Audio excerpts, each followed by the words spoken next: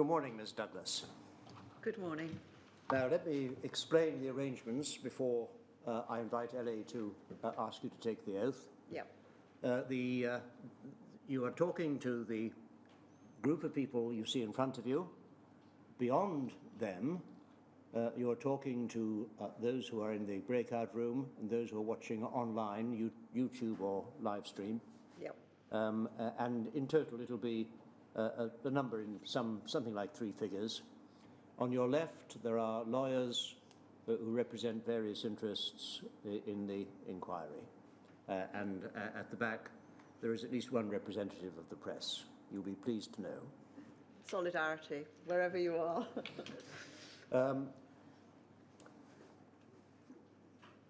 Ellie.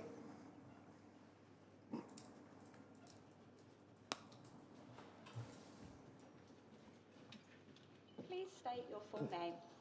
Susan Margaret Douglas. Please take the book in your raised hand and repeat after me. I swear by Almighty God I swear by Almighty God that the evidence I shall give that the evidence I shall give shall be the truth, shall be the truth, the whole truth, the whole truth, and nothing but the truth. and nothing but the truth. Thank you. Ms. Douglas, first of all, if we may, just a brief overview of your career. You're a journalist, Yes, starting as a medical reporter, indeed. Yeah, and you were the medical correspondent for the Mail on Sunday in 1983. I was, and I just started at that point on that paper, and the newspaper was fairly new at that stage. Then in 1988, you moved to the Daily Mail as assistant editor in charge of features coverage. That's correct. And then you were deputy editor of the Sunday Times from 1991 Yes, and editor of the Sunday Express from 1995. yeah, And subsequently, you've had executive roles with Condé Nast and Trinity Mirror Group. correct. The role this inquiry is particularly interested in is, of course, your role as medical correspondent. So can you tell us, first of all, how you came to be appointed as medical correspondent at the Mail on Sunday? I was working purely on shifts at the Daily Mail. That's how many people, it's almost like an apprenticeship. You just are tried and tested with your ability as a reporter on a casual basis on the Daily Mail. And then the Mail on Sunday had just started up as a new sister paper for the Daily Mail with a rather different political agenda as a Sunday version, but not a complete sibling of. And they were looking for staff, and particularly for special correspondence that underpinned the DNA of what the newspaper was going to be. So it would be crime, politics, medicine, science. And it was discovered that actually I had a background in medicine in as much as I'd got a degree in physiology and biochemistry, and that I worked originally way back when I first started in journalism for Haymarket Publishing on a medical magazine. So at that point, I was offered the possibility, because I'd been tried and tested upstairs on the main paper, the Daily Mail, with a job as medical correspondent. And that had happened just before the point of this inquiry, the stories that I was able to give them about contaminated blood. Before we come to the particular articles that you wrote, I'd like to just explore with you the process of a story then reaching the front page of the paper. Sure. What can you tell us of the process that's followed before something's published? So it's different for each faction of the paper, but for a specialist, which is slightly different from a roving reporter, the specialist is your brief is to look at your subject, tunnel vision inside out, and look for great stories that were basically stories that you hoped would be worthy of public attention. And the whole reason why I'd ever wanted to become a journalist was all really about telling people what was going on in the world. And this is, don't forget, in an era when they couldn't just Google what was going on in the world or look on YouTube. So they were very dependent, the public, on what discerning journalism could tell them. And obviously that was underpinned by, one hopes, the truth. And that's underpinning the society we live in, where we have a free press, notionally, and we do.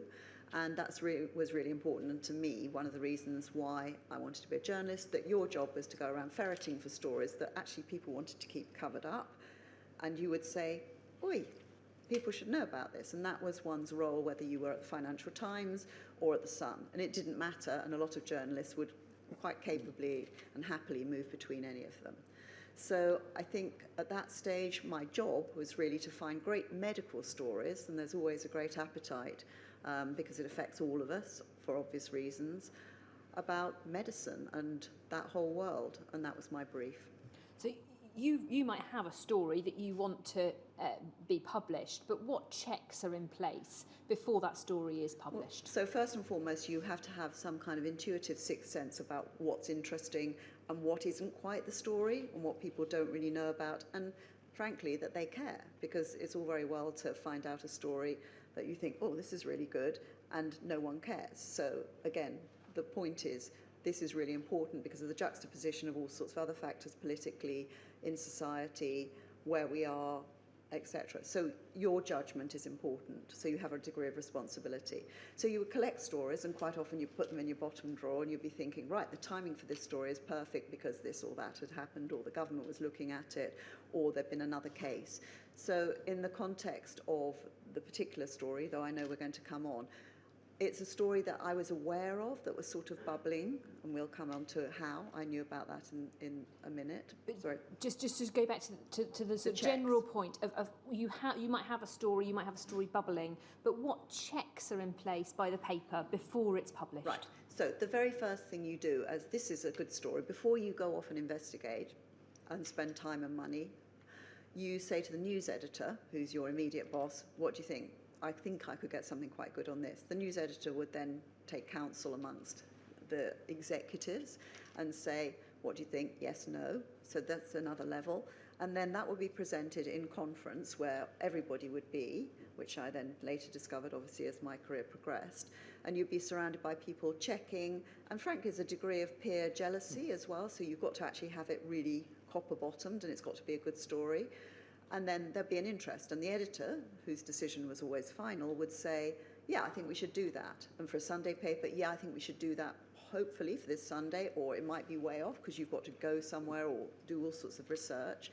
And so you would embark on that story.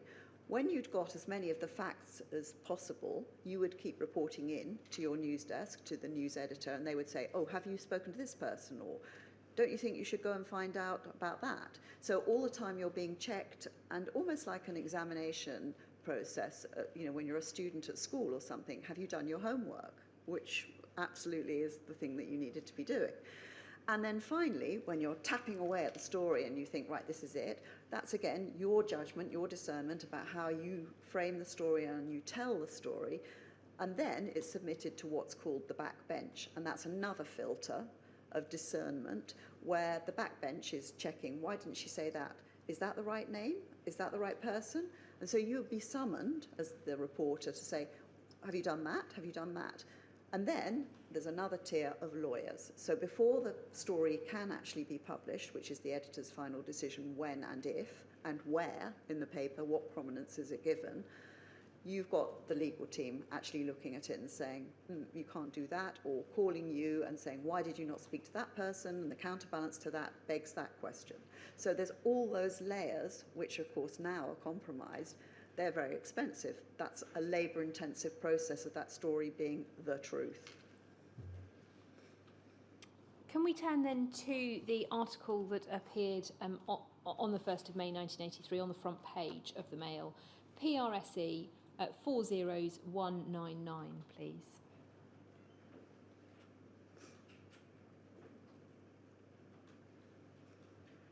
PRSE 40199.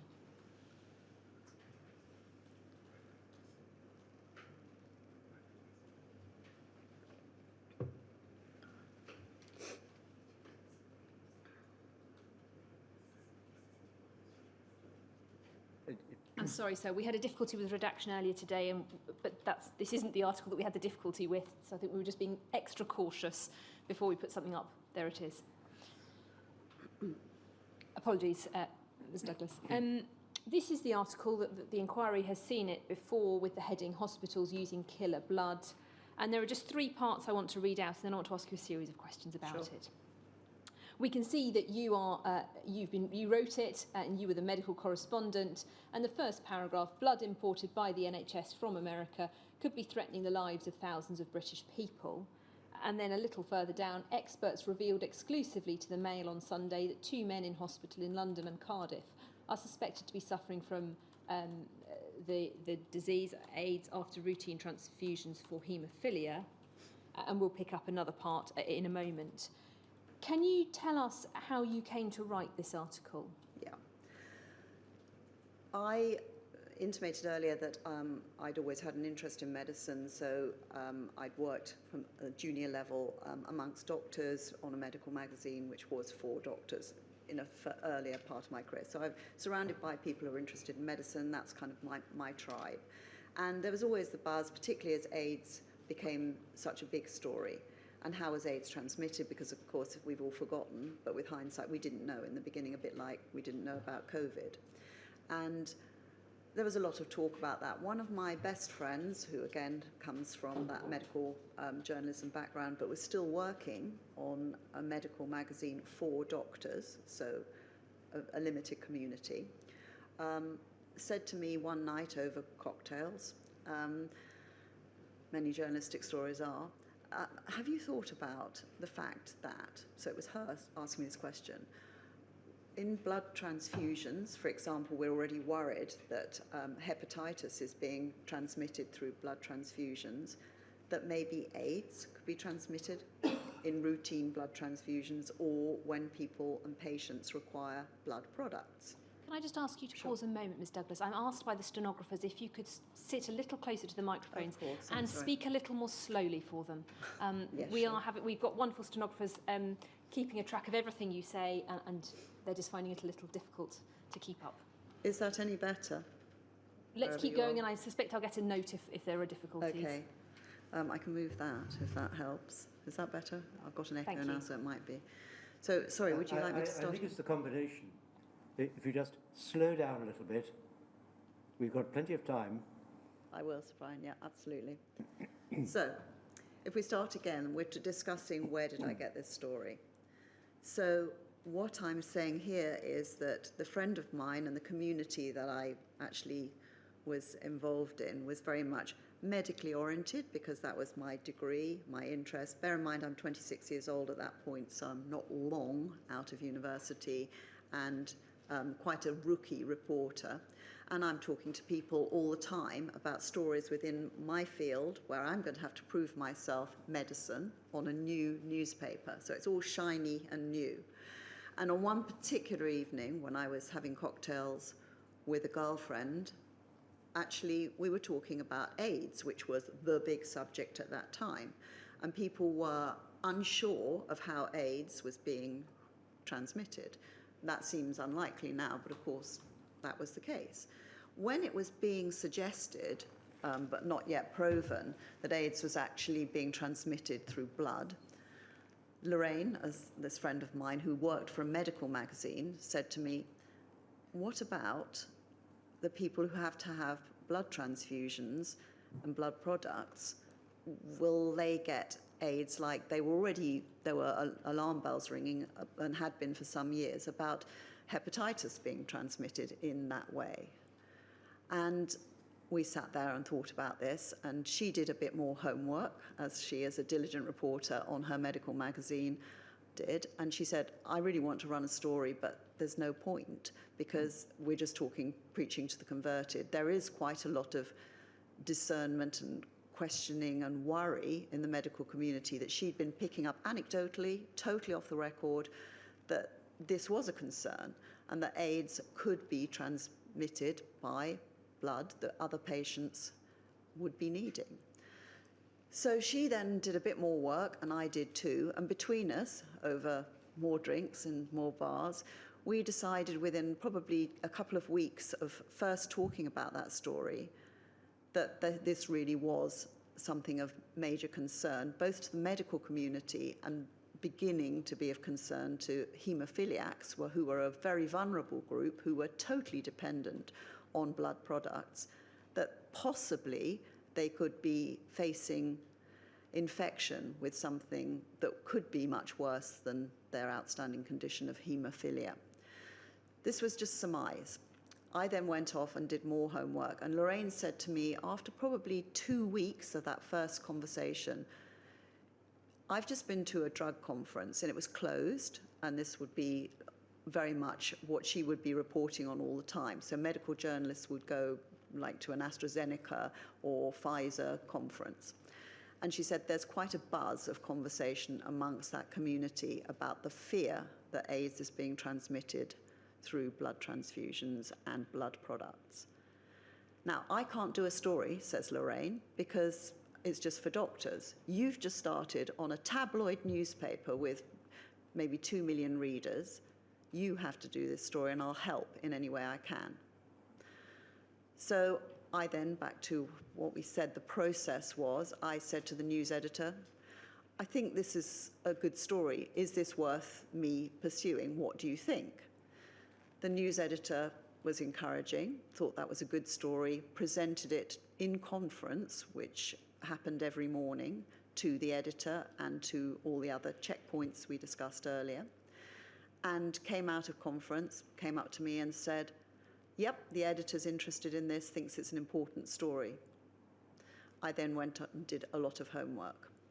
So the point that you read out was that not only were hospitals using infected blood, and therefore people could be at risk, but also that, as you read out, there might be 2 patients already in existence who were suffering from that very disease through that very transmission route.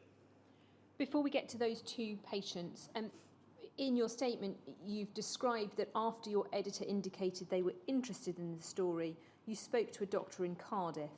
You've described him in your statement as the head of haematology in Cardiff, but that you can't remember his name. Is that right? There's 2 things there. I can't remember his name, and I also protected religiously his identity, as you would, because that's part of the journalist code, and that you would never, if people didn't want their identity revealed, betray that. Can you remember whether the doctor was directly treating any haemophilia patients himself? No, he wasn't. He was a scientist rather than a white-coated doctor who'd walk on ward rounds. And in that context, can you remember whether the doctor you spoke with was Arthur Bloom? Categorically, it wasn't. When you spoke to that doctor, do you recall what that conversation consisted of? Can you tell us about the conversation with him? Absolutely. The reason why I even targeted that doctor was, again, back to my friend Lorraine. She had heard of his name through haematologists are a small group. Medicine, we're all tribal. The haematologists are one tribe. Medics are a bigger tribe. The journalists are a tribe. So she had heard... You're speeding up a little bit. Sorry. We're all tribes, and she had heard, my friend, that at a drug conference there was a number of haematologists, so scientists rather than medics, concerned about the transmission of AIDS in blood products and transfusions. So at that point, I did a bit of more homework, and there was a guy who particularly we knew, the one who we're not going to reveal his name, had voiced concerns, not in public, but at a drug conference. I phoned him up, because it wasn't difficult to get people's telephone numbers, even before the Google days. And I said to him, and this is important for me to be honest about, I said to him that I was interested in medicine. I had been studying physiology and biochemistry as an undergraduate, and that I was doing a research project. So I had been economical with La Verite. And on that basis, I said, I really am concerned about what's happening. I didn't tell him I was working for a newspaper at that point, and I would like to come and talk to you about the concerns you voiced and that I have. I took the train to Cardiff, which the newspaper paid for. I went to see him, and we had a general chat, and it wasn't necessary for me to say on or off the record or anything, because at that point I had actually possibly even as strong as deceived him, saying that I was a peer, not a haematologist, but someone interested in this. When I got back from that, and I'd gone through my notes in the office, he had given me really substantial fears and doubts about what was happening and how we were using what I knew to be the case, American blood products actually harvested from prisoners in some cases, and drug addicts and people who were paid to donate blood. He and I discussed that, and remember, I'm talking about a long time ago, so I've got memories. I can see the office, I can see us talking, but this is nearly 40 years ago, so I can't remember all the details.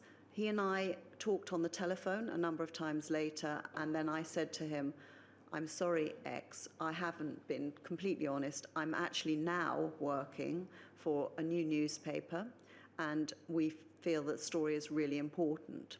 At which point he said, I'm really concerned that you don't reveal my identity, because that will cause major problems for me. And I said, of course, I would never do that, and I stand by that to this day. And I said, I want to read you the story when I've written it. Is that okay? And he said, yes. We see in the article reference to two men in hospital in London and Cardiff. Was that information provided to you by the Cardiff doctor as well? Yes, but not on the day that I went to interview him. It was subsequent, when I was saying, now that we're going to do this, I need as much help as I really can. You alluded to people being infected that you knew about. Can you tell me any details? And can you give me the names of doctors who, like you, fear what's happening? And he did, and he gave me not just the two patients' doctors, obviously would never, patient confidentiality, say who the patients were, and left me to phone those doctors, which I did. If we then look at the second column of the article, just a little bit further down than where we are, we see a reference to the Swiss Red Cross. The Swiss Red Cross, chief producer in Switzerland of the anti-clotting factor needed by haemophiliacs, said this weekend they would welcome requests from Britain for clean plasma. A letter from the general editor, which we'll come back to later, refers to a Dr. Ernst Stempfli from the Swiss Red Cross. Can you help us with how you found this Swiss Red Cross information? Was it from Dr. Stempfli that you obtained I don't remember, obviously I don't, and forgive me, don't remember the name, but whoever the head of the Red Cross in Switzerland would have been, again, I was doing my homework and diligently, probably also encouraged by the news desk, because you would keep reporting in saying, I've done this, I've done that, and they would help. And that's how you get to a story like this. I found the telephone number, phoned them up, said what I was doing from a newspaper, and we were very concerned. And what were they doing in Switzerland? How were they treating the blood that they were collecting? Was that going to sift out AIDS? And of course, again, relevant to say, no one was certain whether heat treatments or filtering would actually get rid of the threat of a virus that we didn't really fully understand. However, whoever I spoke to, who was the head then of the Swiss blood products availability, told me that they were doing all they could with heat treatment and filtering to remove the risk of AIDS transmission, and that they were pretty sure there were no incidences using their blood or blood products.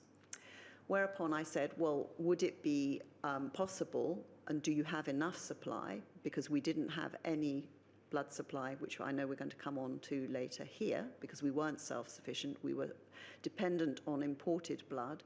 Would you be able to supply the UK instead of the American resource? And he said yes. Was your understanding that the Swiss Red Cross could supply the UK's entire needs, or just some of them? From memory, the entire need, but the cost would have been very high.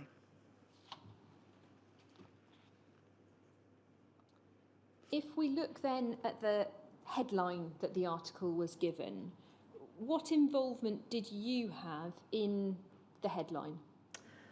Journalists, the humble reporter, sadly, never has any influence whatsoever on the headline or pictures that are used. You, if you're lucky, are consulted. And because of the importance of this story, I do recall being summoned to what was called the back bench. So it would be like the front bench here. And so the powers that be would say, this is the likely headline, what do you think? At this point, I've had no contact with the editor. And I said, because it is sensationalist. And I thought, you know, this was quite scary because for me, don't forget I've said, I was quite a young reporter trying to prove my worth to this newspaper and validate that I could get great scoops. But this was quite a shocking headline. And I registered that. And I remember thinking, ooh. But I thought fundamentally, no one's going to take any notice unless we do something that goes, ooh. And that's what you kind of want, that intake of breath factor. When you were speaking to your Cardiff doctor and other sources for this article, did any of them express concerns that publishing the story would lead to panic and to patients refusing factor 8? Before I wrote that article, no, they were voicing genuine concerns, and we did discuss, and in my head certainly, whether or not that comes out from the piece, I realised that there was a counterbalance and a weighing of the risk of infection versus the risk of people being put off taking their factor 8, in particular for haemophiliacs. And that balance had to be addressed by doctors who would be advising those patients with honesty and transparency. And I don't think anyone at that point questioned the role of a doctor being honest and transparent with patients, and that wasn't an issue for me writing that piece at the time. Obviously later, and again with hindsight, that became a major factor.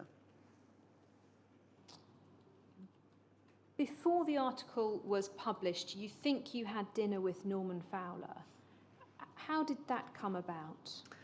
As a medical correspondent, your job was to know the Department of Health and the ministers in question.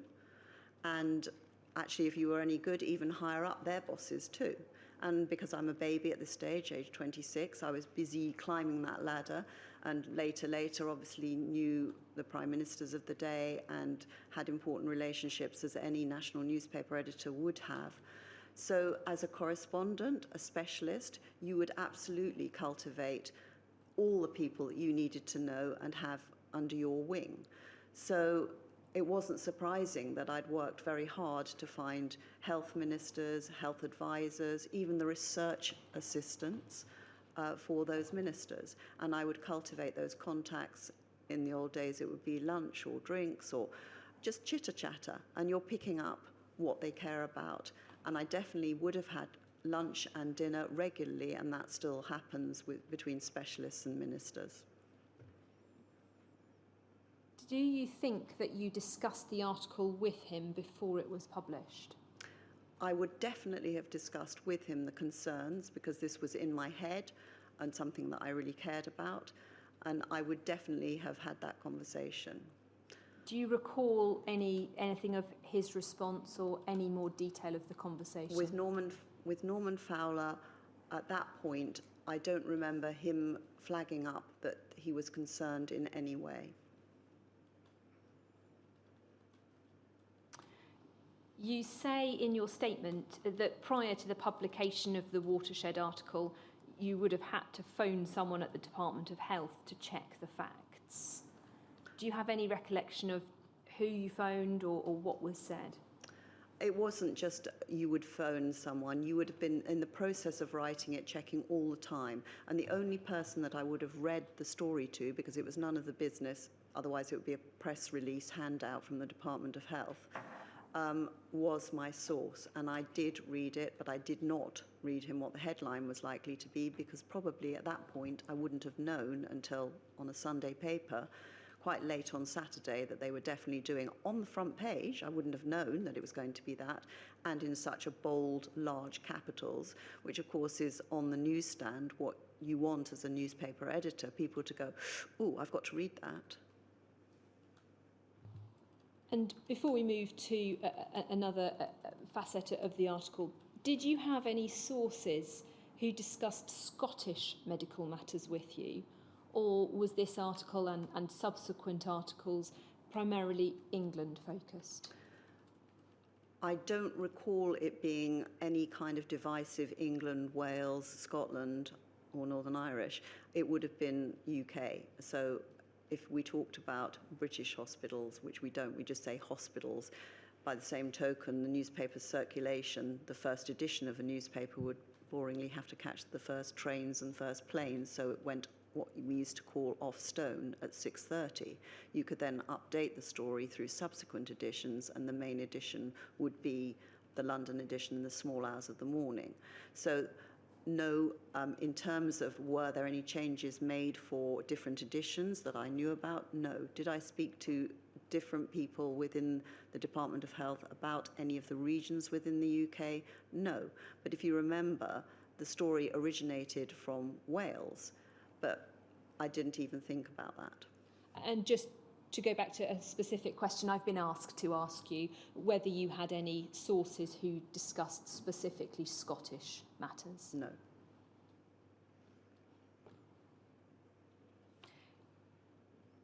On the 6th of May 1983, Dr. Peter Jones wrote a complaint to the Press Council, and I want to take you to that. PJON 601_100, please.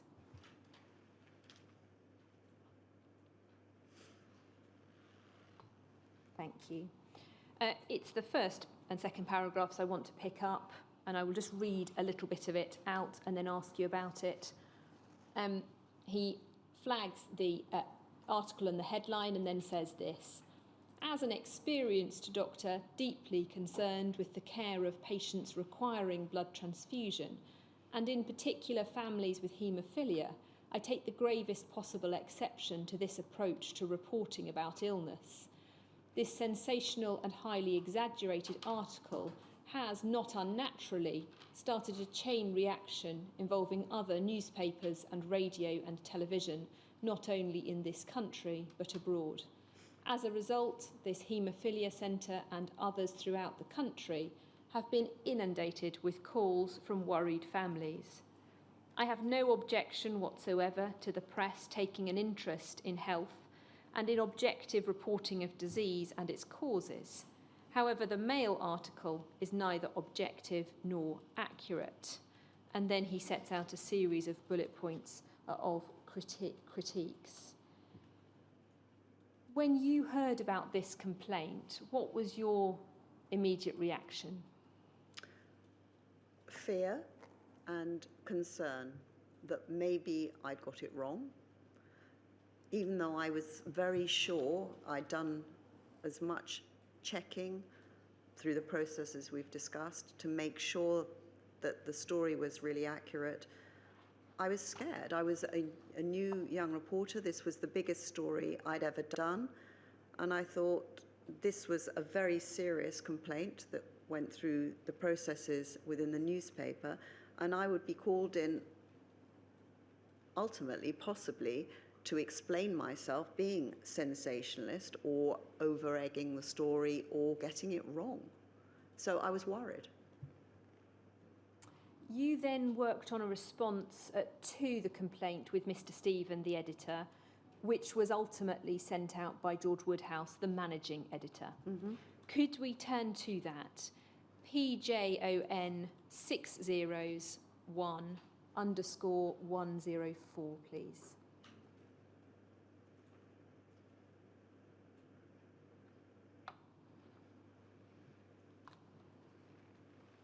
The letter responds in detail to each point, and I just want to take you to some of them and ask you about them. The first point, you say the word virus is used, but there is no proof that a virus even exists as a cause of the acquired immune deficiency syndrome. The word virus was used only in the strapline. It is true that nobody has yet identified or isolated the agent causing AIDS, but specialists for the last 2 years have been pointing a finger at a virus. Most recent evidence from France and America shows conclusively AIDS is linked to a cancer virus. And then there's a reference to 2 journals. Also on the 17th of May, Reuters, the international news agency, put out a story from Paris stating conclusively that researchers at the Pasteur Institute working on AIDS had isolated a virus that they claim could be linked with the disease. Is it right that you had obtained some of your information, indeed this part of the information, from medical journals? Absolutely, and those journals in particular, that's why we cited them. The letter continues, you state that even if a transmissible agent is eventually proven, there's no proof that it's been imported from the USA, and the letter addresses that, particularly if we turn over the page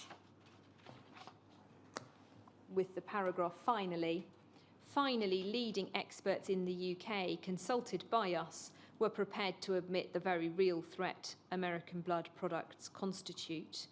Health Minister Norman Fowler and Junior Minister Kenneth Clarke have both been warned some time ago of this risk. There is no dispute that it exists. Had that information come from your Cardiff source? No, it had been valid. Well, yes, first, my Cardiff source, but all the others were talking about the same thing. There was no question at that point that the most likely candidate for AIDS transmission was a virus. It was in all the scientific journals. At that point, not 100% proven, but that was absolutely what medical opinion throughout the world was. And in Cardiff, my original source would definitely have been talking to me about those fears. That's why he was worried in the first place in his community. And there was a track record for this. This is how other diseases were being transmitted. And this disease, suddenly, AIDS, was becoming, maybe we've forgotten, but an epidemic that was very frightening. And its transmission was something that we prioritized to work out what was happening. And as soon as we were identifying it as a blood-borne disease, the natural thing was to say, well, we now have to seriously question how we filter that out of the blood that we routinely use and need in medical treatments. And lots of people were telling me that. And then at 4, there is reference to the 2 men, and this letter indicates that Dr. Jones had said that at the time the article was written, this was untrue. Then it says this, Sue Douglas says the 2 cases with suspected AIDS which we reported were in fact confirmed a week later by doctors we had previously spoken to. These doctors notified the Watchdog Communicable Disease Surveillance Centre in London. Our information came from the patient's own doctors, who understandably asked for anonymity for both themselves and their patients. It's our belief that they felt obliged to notify the centre after our story. The statement was definitely true at the time of printing. So again, in relation to the 2 men, the information, as noted here, had come from your sources, referred to as the patient's own doctors. Indeed. And just over the page, in relation to the Swiss blood point, we picked this up in relation to the article, but for completeness, towards the bottom of the page, point 8 deals with Switzerland, and we see there Dr. Ernst Stempfli of the Swiss Red Cross in Bern, the central laboratories producing most of Switzerland's Factor 8, said his country had been aware of the problems facing Britain following the appearance of AIDS in the USA. The Swiss Red Cross Society would readily receive any requests from Britain for, quotes, clean plasma. Dr. Jones responded to that letter. We won't go to it, but for the transcript, the reference is PJON 601_108.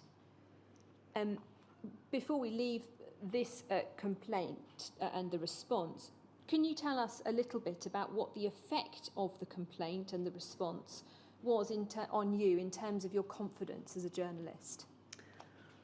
On the one hand, it made me even more certain that I had got it right, because I'd done real due diligence all along. And I keep going back to this, but as a young, unproven reporter, I was very keen to make sure every time I ever did anything that we were 100% right.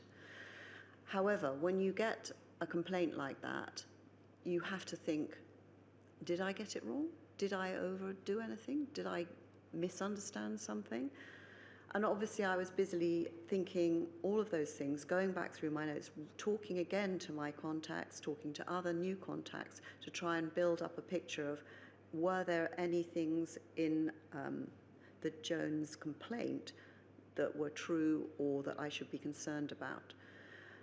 And aspects of it, the sensationalism idea of it, I came to view as something that we had to do to make a difference, to make people wake up to this very real risk. And I felt more and more certain, but more and more frightened, that the establishment was beginning to try to stop me, in the first case, and make my newspaper that didn't know me very well, I'd only been working there for a while, doubt me, and that I might lose my job, or that the paper would be censured. And of course you go off into flights of fancy about, well, what if?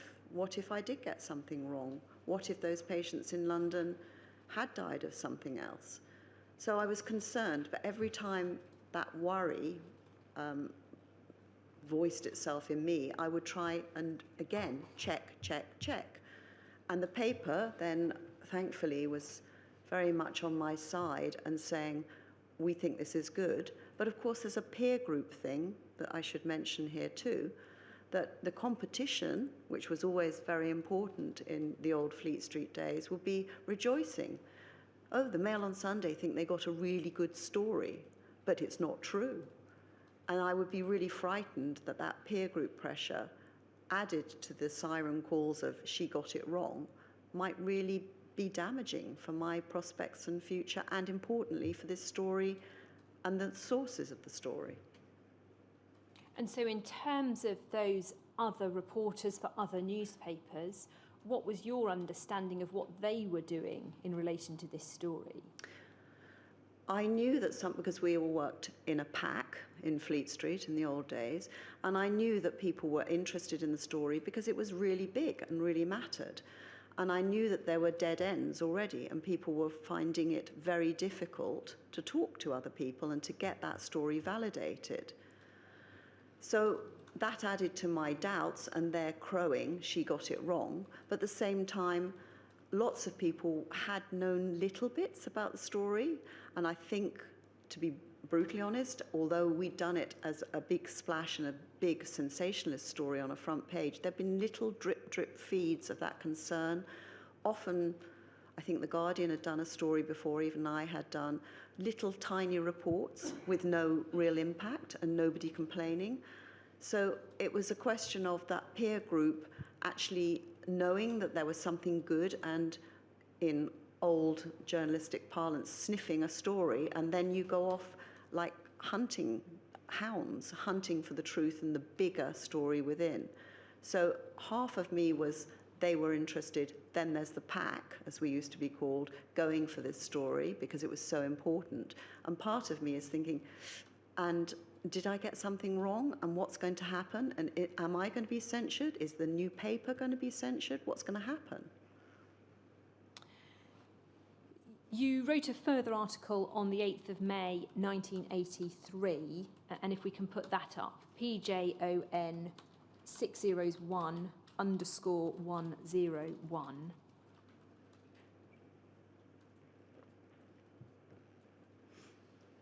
And it notes that the government is taking emergency action following the first article, and under the heading Factory, we see this: Mr. Geoffrey Finsberg, Junior Health Minister with special responsibility for the blood transfusion service, said yesterday that a ban on the blood products imported from America is being considered.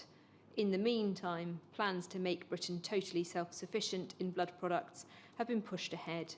Mr. Finsberg is demanding a change in building plans of a new £20 million blood separation factory at Elstree, Herts, so production can start long before the official date in 1986. And then on the continuation of the article. There is a quote from Dr. Anthony Pinching, one of Britain's leading immunologists, researching AIDS at St Mary's Hospital, London, said, "I wouldn't dream of giving a patient American blood products. We have to find an alternative immediately." With regard to Mr. Finsberg and Dr. Pinching, where would that information have come from? I would have been talking to them from the very beginning. So that first, what we used to call splash, the front page story, hospitals using killer blood, I would have been talking to both of them at that time. So again, as I've indicated, that is a conversation ongoing with a specialist, that you're talking to all the people within your community that are relevant and building a story from the fears and detractions, as well as the people saying, yes, this is right and this is what we're doing. When there's a direct quote from someone, it may seem an obvious question, but where does that come from? Probably a phone call or possibly a meeting. And I should add, that you would always read in those days the quote back that you were using that was going to be published, and I would assiduously do that. Having had a letter of complaint to the Press Council, you're now publishing a further article, which may be controversial again. What process was followed within the newspaper in relation to this article, in relation to making sure it was accurate? So the same process, and particularly now, because we've had an official complaint, of being so rigorous about checking and fact-checking and checking again. And we would have lawyers and we would have other people. So the news editor would almost sort of rather de haut en bas say, right, well, I'm making sure, because on my head be it. So there was a chain of command, and other people would be actually helping me. And at that point, I would obviously have been engaged in a direct conversation with the editor of the newspaper, because at that point, the newspaper is making a stand to continue that coverage. So by then, I've been almost promoted to be talking directly to the editor, who was like a god in those days, and actually telling him what further evidence I had and how important this was. And he, by the time this piece was published, was not just thinking this is a great story, but thinking this is a campaign. There was then a further article about the death of a man, which was described as a scandal. If we could have HSOC 2016112.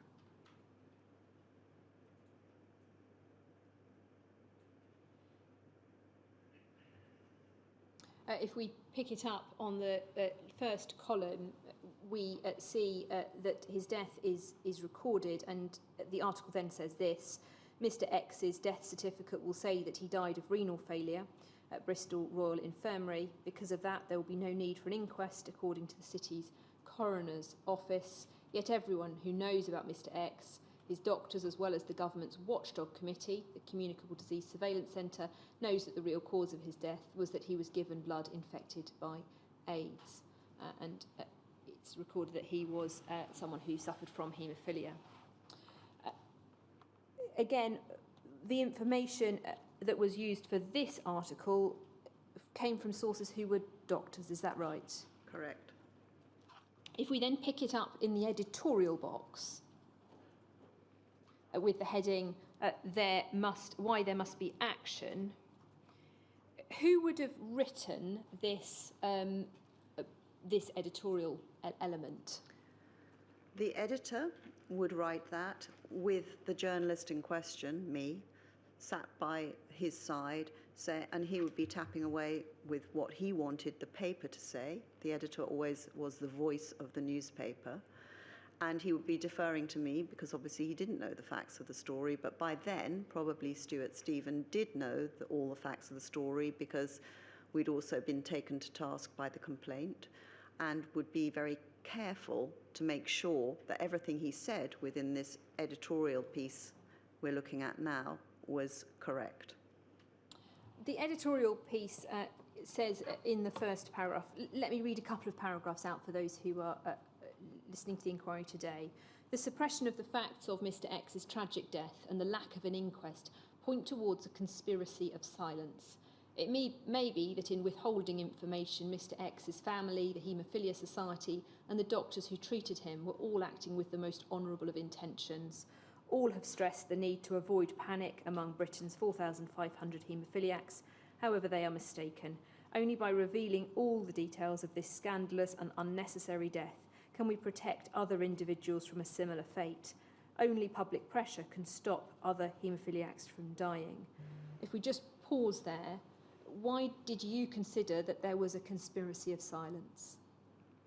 Because the doctors I'd spoken to, including the doctors looking after the patient who died, were very concerned, and quite clearly the cause of death was that the infection of AIDS was what killed that patient, and yet the death certificate said something else, just as in COVID quite often you died of respiratory failure or another thing that would be on your death certificate, but everyone knew it was COVID. So the problem there is that nobody wanted to take up that baton and say, this is important, other people are going to die of AIDS, and we should do something. So it was just sublimating the fact that he died of AIDS, or had died because he was infected with AIDS, wasn't going to be talked about and wasn't going to be raised as a possible risk for other patients, and it was just putting a lid on it again. I'm asked to ask whether you considered that government officials and ministers were party to the conspiracy of silence, whether they were party to the silence. I felt that they were, and my continued conversations with ministers, as we discussed, and their underlings right down to research assistants, there was that concern very definitely. Why wasn't it being voiced? Why wasn't anyone allowed to say, yes, we're very concerned and we're looking into it?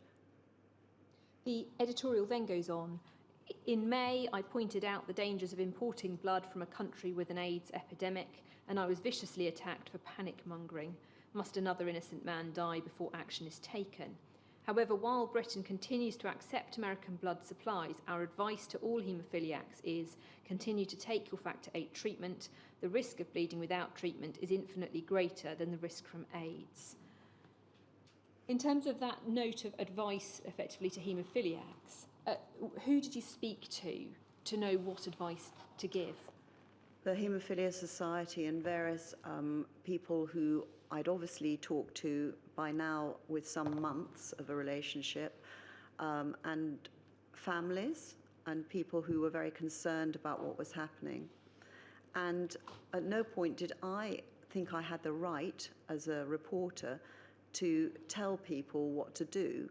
But what I was trying to encourage them to do in my own way as a messenger was to encourage doctors who were asking real questions to be honest and open with their patients who were alarmed, and they were right to be alarmed, and actually be a little bit more transparent with the risks instead of denying them.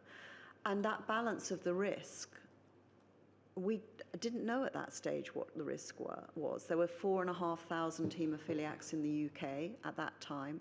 We now know that over 3,000 of them died. That's huge. At that time, we didn't know how dangerous it was, or how likely, if they were receiving infected factor VIII, how likely it would be that they would get a potentially fatal disease. So we had to say, and we would say it to our own families, infected with something like this, or with COVID, or anything else that's happened, we would be open about the risks. And of course, a doctor is there to reassure you about what those risks are, what actions one can take, and how to be sensible about this.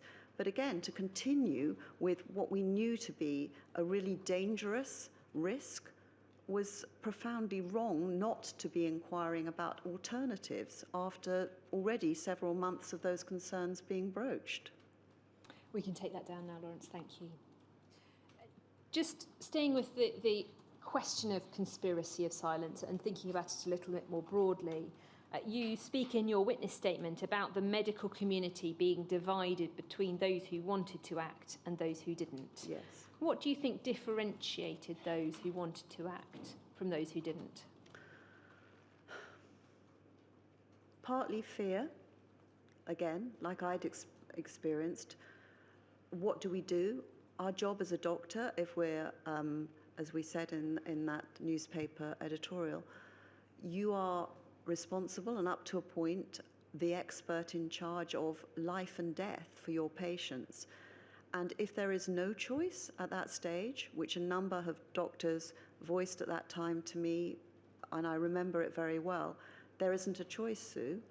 I can't say to these patients, don't do this because there's a very real risk of you getting AIDS, because they've got to take their factor VIII.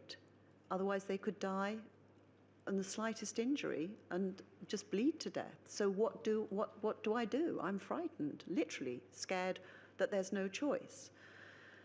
So I don't know if that answers your question. I think for a lot of the doctors, they were genuinely worried rather than trying to play God. Some of them, perhaps like any other profession, weren't honourable and thought, I'm in charge, this is what you do, carry on taking the treatment. But I doubt it, otherwise you'd never have been a doctor in the first place. And others were so concerned, and perhaps had delved even deeper, to say, but we didn't know, remember, the risk of you getting AIDS is greater than the risk of you bleeding to death. In your discussions with sources, were you aware of doctors being sanctioned or facing any repercussions when they did speak out? Yes, because all the time I was talking to doctors saying, but don't quote me. They might lose their jobs. Are you aware of anybody in fact losing their jobs, or was it a fear expressed to you that they might? I think my original source had faced some really bad backlashes at work, and others were very keen, who I spoke to totally separately, particularly doctors looking after patients, that they have been counselled under no circumstances should you be a panic mongerer and fuel that panic. In a much later letter to the Press Council in 1988, the managing editor said that the article had generated one of the heaviest postbags from readers, largely from grassroots doctors and nurses congratulating the paper for speaking out. Just for the transcript, the reference is PJON 601_062. Was that your experience as well? Yes, and don't forget again, it's so different from today. You don't get likes, but there was rafts of what we used to call the Green Biro Brigade, people who actually bothered to write into a newspaper. In those days, you'd have to bother to write a letter and send it or phone up. But we were getting switchboards in those days jammed with calls saying we're worried, and particularly from my point of view as the named writer of the stories, the Haemophilia Society and individuals who to this day continue to contact me were saying, please do something, help us. From your conversations with your sources, do you have any sense of why there was that fear for doctors about being frank on such an urgent public health issue? Yes, they had no choice. There was nothing else they could give them, apart from advising that they went privately, perhaps. And you speak in your statement of the hierarchy of the medical community was responsible for covering up the issues. What were you referring to there? What do you mean by that? The hierarchy right to the top in government terms and to ministerial levels, but it was both that and that seniority ladder, that if you haven't got a choice and you're a junior doctor or even a middle-ranking doctor or holding high position, that you might know that these things were true, but if there was nothing that you could do about that other than talk about it, the advice would be shut up.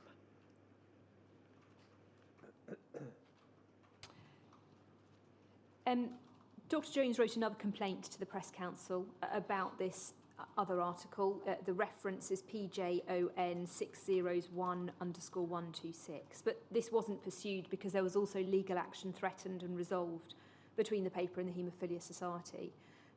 And in your statement, you said you had no involvement in that aspect of this second complaint and the legal action. I didn't, but there again, obviously, it's part of the ongoing campaign, which I said it's rather than one article and then another. The paper had, at that point, very much identified this as something that we would see all the way through. So I was aware of it, but not involved.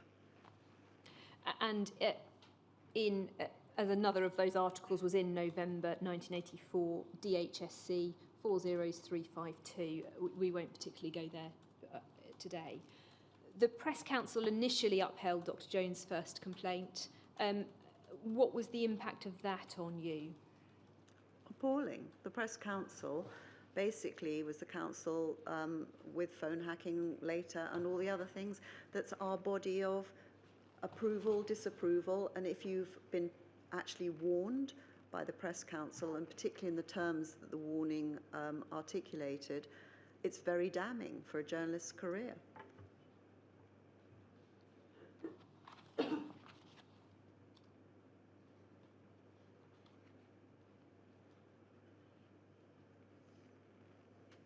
Sorry, sir. Can I just take a moment?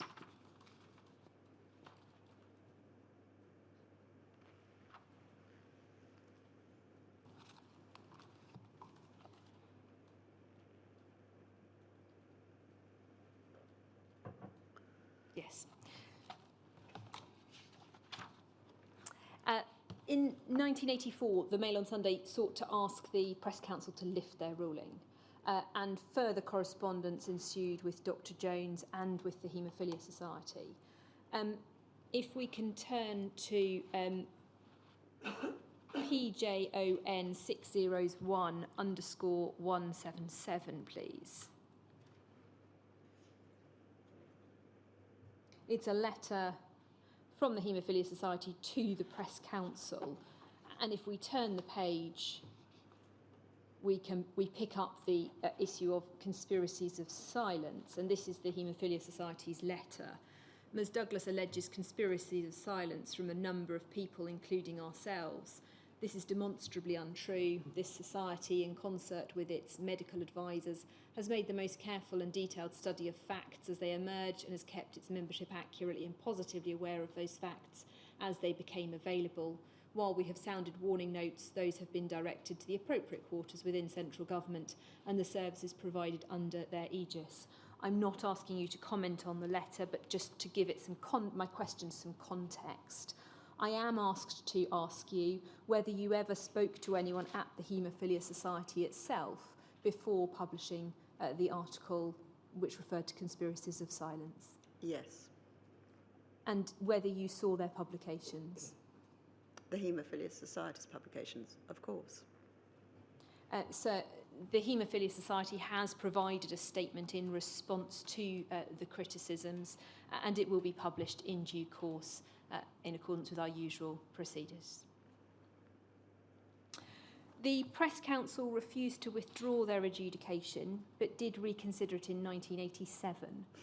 By that time, you were at the Daily Mail, and you weren't involved. But were you aware of the withdrawal of it?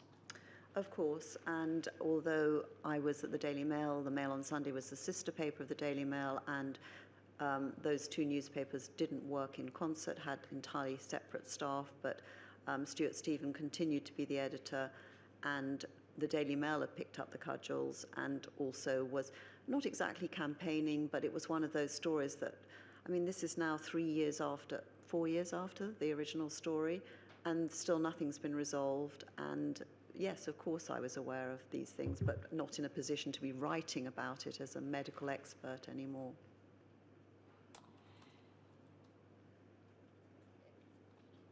Thinking about your original May 1983 article, in terms of other journalists, other media outlets, if there hadn't been a press complaint or a backlash about that article, what difference do you think that might have made in the actions of other journalists and other media outlets? It's like with any big story, it's like a tsunami. There's little tiny bits of the wind blowing, and it gathers momentum.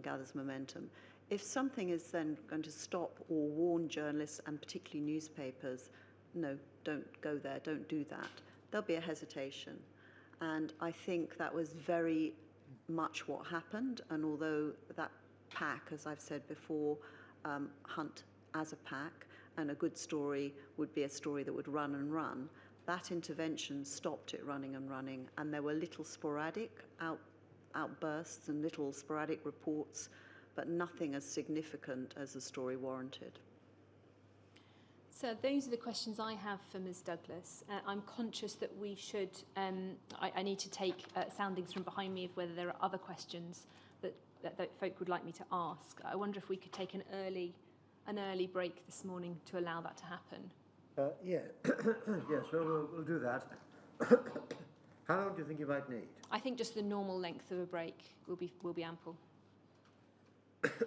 Yes, excuse me.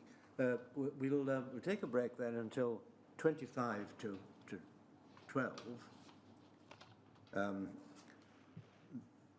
If we need more time, we shall tell you, and we'll put that time back. This is a break. You're under oath.